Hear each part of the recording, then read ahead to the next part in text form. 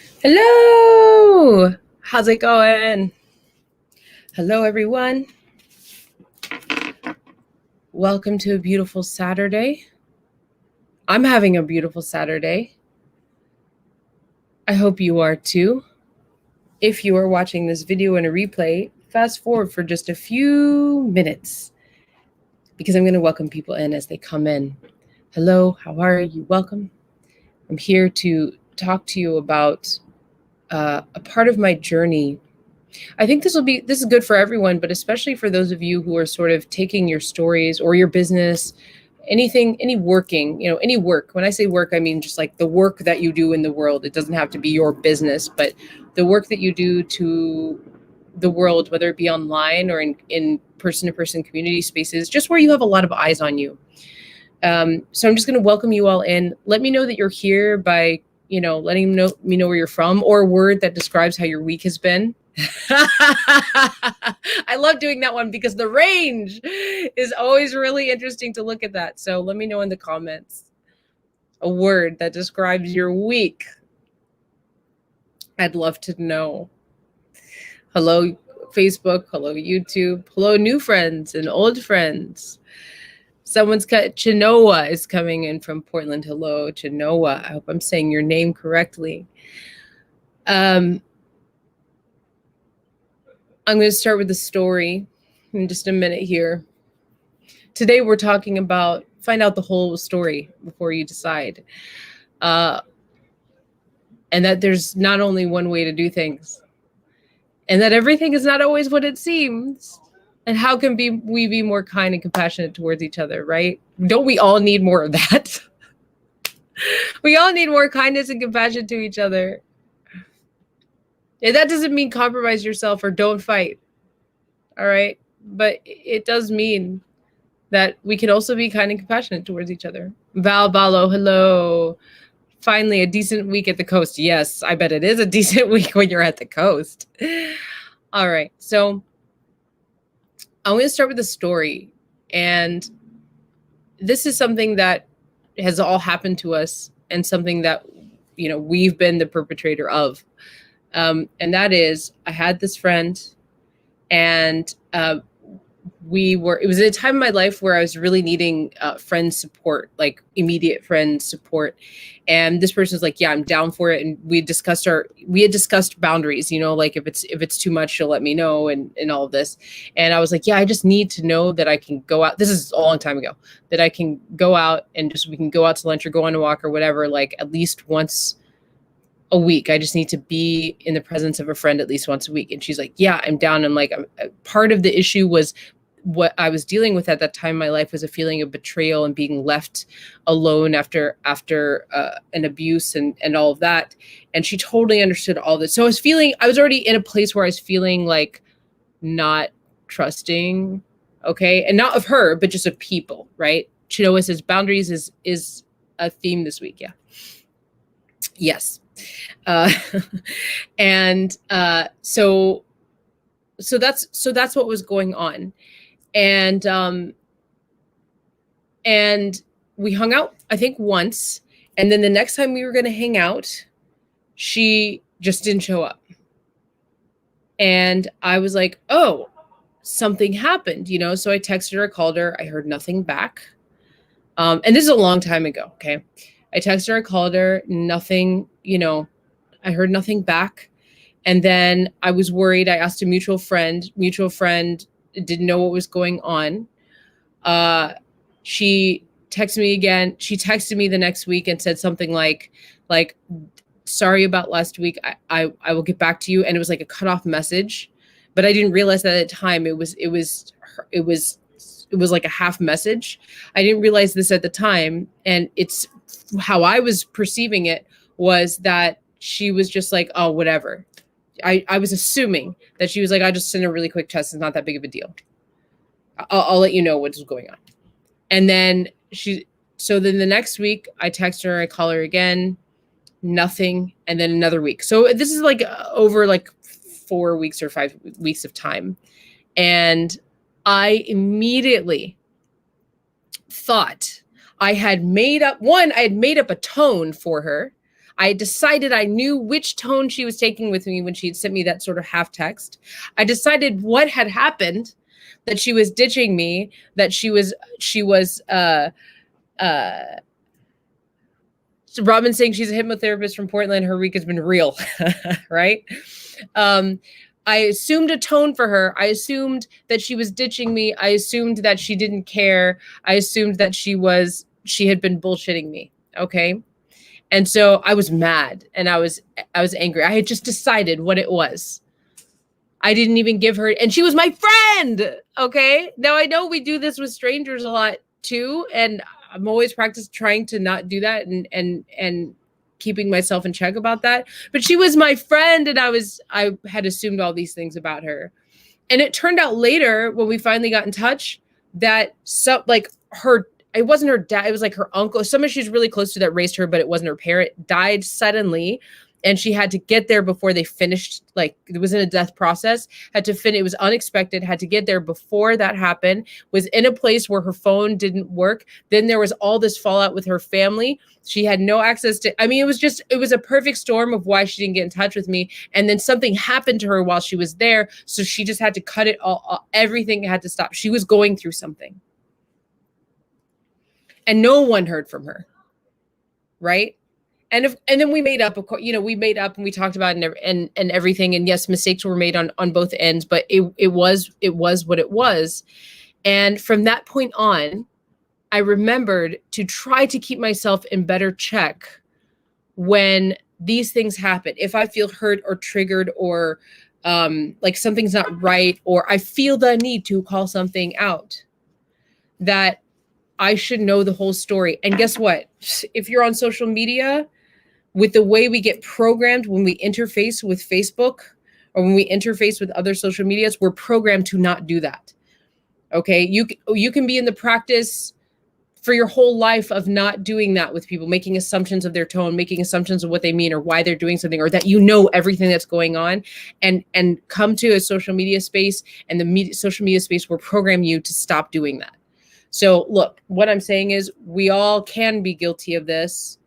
And there's no I'm not passing judgment on anybody who does this, because I've done it. I've done it recently, and I step back and I go, "Oh, I'm so sorry, I did that. Hey, I just want to let you know." And they're like, "No, I just did that to you last week." Like, so I'll never forget. But from that point on, I was like, I got to be more consciously clear of that. And if I nowadays, if I find myself slipping into that, I'm like, I need to get off this social media that's programming me to do this. Do you dig? Do you understand? Let me know in the comments if you're following, if what I'm saying is making sense. All right. So I wanted to read you this quote. So I want to read you this quote. It comes from a play, Raising the Sun.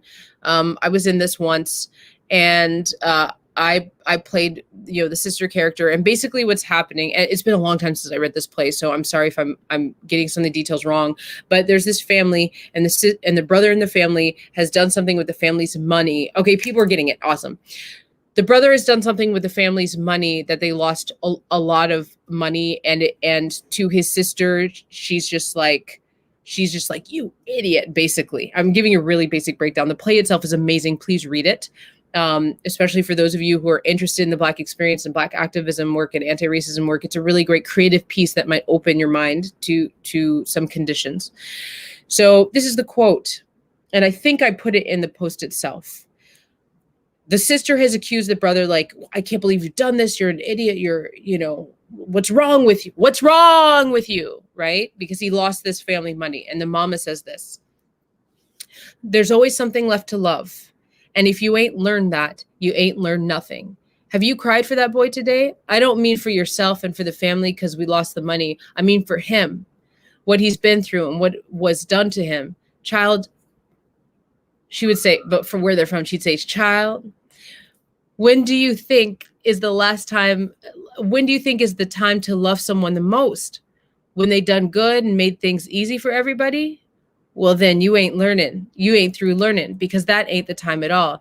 It's when he's at his lowest and can't believe in himself because the world done whipped him so. When you start measuring somebody, measure him right, child. Measure him right. Make sure you done taken into account what hills and valleys he come through before he got to wherever he is. I'm going to read that last part again. When you start measuring somebody, measure him right, child. Measure him right. Make sure you done taken into account what hills and valleys he come through. He got to wherever he is. And this quote has stuck with me for so long because of how much it hurts to be judged on or to be ostracized or whatever, bullied, whatever, when making a decision after landing on a decision in the way you do things, the way I do things, after going through the hills and valleys and being like, okay, this is the best thing that I can do right now. This is what it is according to what I've experienced before. This is what I can do so that I don't have to experience the pain of what happened before. This is what I can do that fits in with my integrity and where I can move forward, that gets me to the goal that I've been trying to get to, that I've been stumbling over myself to get to. This is now the best version of this, right? The pain that comes from someone who doesn't know your story, who doesn't know what you're doing or why you've made your decisions, and comes at you with like, you're wrong, you're making it worse for other people, you're an idiot, but whatever it is, that pain, it doesn't just activate the pain in that moment of somebody coming after you, but it also activates all the pain from before. You then have to confront all the pain from before. That's what you were things like damned if you do, damned if you don't, right? And so one of the things that I experienced recently, and it's something that I want to share with all of you because it has to do with anti-racism and it has to do with paying people of color, paying Black people, especially when they're doing anti-racism work, especially when they're doing emotional labor. One of the things that came up from a couple of people, they're not friends, was you should get paid for your work, you know? And now I'll say this, from some friends, they approached me with, are you getting paid for your work? Because it's open. Yeah, tell me how you're doing that. They know I know how to take care of myself. They know I'm aware of the conditions, right? From my friends, I hear, hey, I see that you're doing all this stuff. Is it worth it for you? How can you be supported better? Blah, blah, blah. You know, they come at me with the respect that I know what I'm doing. They know my hills and valleys. They want to make sure that I'm supported. That's the intention they're coming with. I want to make sure you're supported. Are you doing this well? Are you aware that there's can we talk about the way you're doing this? If you would like consent, right?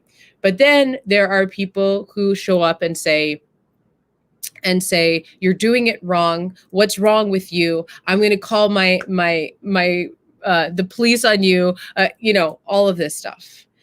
And I want to tell you that everything is not as it seems. There's not always one way to do things. I always find a way to get paid for my work. Even when it looks like I'm giving free work, I always end up getting paid for that work in some way.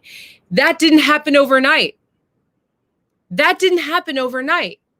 And this is my point for everybody, is that there's a lot of ways to figure out how to get yourself paid. There's a lot of ways to figure out how to create resources for your family. There's a lot of ways to get to whatever the goal is. But it's going to be different for everyone, and it's going to look different for everyone. When I first started, I had a really hard time, like 8 years ago, I had a really hard time putting out free material because I wasn't getting paid for anything, right? And I was also letting myself be taken advantage of, especially because some of the work that I was doing was anti-racism work. And I found out that if I don't tell people on the very front end that especially with white women who really want to learn, I started learning that if I don't say on the front end that I get paid, then a lot of times they will want me to give them free. Now, this is not all white women, but it happened a lot. They wanted me to give them a lot of free work and do a lot of emotional work which I'd spent so much of my life doing for free. And then when I pulled back and I was like, no, I'm not doing this, I would get attacked. So I found out that in any white space, unless I'm paid to be in that space, then I have a limit of what I give. And I let people know straight up, I get paid for this if you want to go further, right? So, and I've gone through hills and valleys of what that looks like, right? So now I find myself showing up in groups, whether it be a group I'm paid for or a group where I'm making money in some other way. And I'm finding out that I'm still getting criticism because people have decided that because they don't see a money exchange in that moment, that I am somehow perpetuating, I am somehow giving away constant free work. They've just decided. This decision has been made. That's what I see. I'll send her articles. I'll tag her in things where she needs to learn without ever having asked me how it works, without ever knowing, without measuring me fully. They've just decided. And yes, attacks come from that. And it doesn't matter what color or where somebody's from or how they think they know me. And as I've been under some of these attacks, I'm going, what? Do I have to explain myself again and again and again? And I had to come to that realization that not everybody is going to measure me fully. Not everybody, all they can see is what they can see. And my sensitive side, my empathic side, I'm just like, I can feel the pain and I can feel the you know, whatever it is that's coming from them and the condescension that's that's coming from them. And I want so badly to hold it for them and to make it okay for them. And the more and more I come back to this quote, I come back to these concepts. There's not only one way to do things. Not everything is what it seems. Find out the whole story before you decide. And I come back to this quote. Measure somebody, measure them right, Make sure you've taken into account the valleys and hills they've come to for wherever they are. When I come back to that, and I keep committing to that for myself, the weight of other people's judgment about what they think is happening, the pain that they're purging on me, the passive aggression, the condescension, the accusations, don't mean as much. They don't hurt as much. You dig? You hear what I'm saying? Yeah? I don't know. Maybe let me know in the comments. But there is something to learn from it. There is something to learn from this experience. And that is to say more often the seed of what is being brought up. And that is in my specific work that I'm doing right now, in this particular leg of my work right now. And I used to say it all the time, but I guess I need to say it more, is pay Black people for their work. Okay, I'm getting yeses. Okay, yes. Pay Black people for their work. Pay them for their emotional labor. Ask them how you can help. Be okay if they say, don't ask me those things. Walk away if you get a strict boundary. I get paid for my work in many different ways. I'm good. I'm balanced. I'm going to make some other video about all the emotional work I've done and all the work I used to do for free and the hills and valleys that I've gone through to get to the place where I'm at right now, and how I set up my business so that even when I'm able to give more. For in the last like 5-6 years, I've been able to give more free work. I'll make a video one day on how I give more free work and still am always making sure that I get something coming back to me, because we should all set up in our businesses. But ultimately, we could have a lot less suffering in this world. This experience that I'm bringing to you is because I think that I know that we can have a lot less suffering in this world if we remember to not get programmed by a powerful article that someone wrote that is only limited to their perception. Sure, it might be based on facts and statistics. They are not all the facts and statistics. There are also anomalies in the system. There's also other rules of thought that that person has not even touched on or explored. Don't get fooled by the way things are done. That's one of the reasons that we're in the mess that we're in, because people all agree on the way things that are the way that they are done. Know that everything is not what it seems. We don't have to attack, blame, and accuse people because of what we think they are saying, the tone we think that they have, the reason we think it is. Not everything is as it seems. People make decisions all the time that seem bizarre to us, and it has to do with their protection. It has to do with how they've set themselves up. And find out the whole story before you decide. If something's triggering you, if you feel like somebody's doing something that hurts you, if you feel like somebody is working against a cause or something that's important, instead of adding to the suffering that it took for them to get to wherever they are, maybe just ask. How simple would it be to just ask to find out? What does it say about you when you take the time to find out? What does it say about you when you don't take the time to find out and then place an accusation or an attack? All right. Val says, you're such a lovely person. Thank you. Thank you. This is a great lesson. Yeah. So this was a hard one to talk about because it's just like another layer of when you think you've gotten to you get to a place where it's like, okay, this feels good, and then there's pushback, which is just part of the cycle, right? This is a hard one to talk about, and I'll probably touch on these themes again. Thank you for being here. Let me know how this lands for you, even if it's in the replays. I love hearing how this lands for you. And as always, you're awesome. I love when you tag your friends in these videos. I love when you reciprocate in that way. I love when you reciprocate by sending me warm thoughts. I love when you reciprocate by sharing the videos. I appreciate that quite a bit. And thank you for being here. And thank you for interacting with me and giving me the grace of being a human being with my hills and valleys, and respecting me enough to watch the journey and not make accusations or attacks or bullying or spying and reporting and smear campaigns. Thank you for giving me the grace of a human being and being in integrity with our connections and interactions and stories. Okay, big love to all of you. Bye.